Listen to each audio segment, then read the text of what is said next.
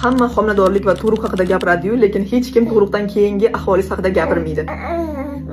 Poslerodavoy depressiya bu afsuski bor narsa ekan. Hayotda o'zimni bunaqa yolg'iz va izolirованный his qilmaganman. Qanday tushuntirishni bilmayman, lekin kundan kunga yo'q bo'lib ketayotgandayman. Bolamga o'zimni borimni ham, yo'g'imni ham berib, undan ham ko'proq bera olmayotganim uchun o'zimni aybdor his qilaman. Bolam yig'lasa bolamga qo'shilishib yig'layman. Sutim kam, bolamni to'yg'iza olmayapman deb yig'layman. Oyimni sog'inib yig'layman. Oynaga qarab o'zimni xunuk his qilganim uchun yig'layman. Ko'z yoshlarim tekin bo'lib qolgan, qisqasini aytganda. Ko'zlarimni tagi qorayib, lablarim oqarib, tirik jasadga o'xshab yuraman. Na ishtaham bor, na kuchim. Agarda kimdir kelib boshimga pistolet qaratib, bugun qaysi sana ekanligini aytasan yoki seni otib tashlayman desa, sirozda o'lamanda. Chunki bilmayman qaysi kun, qaysi hafta, kunim tunim bilan aralashib ketgan. Постоянный charchoq, постоянная тревога, постоянный qo'rquv.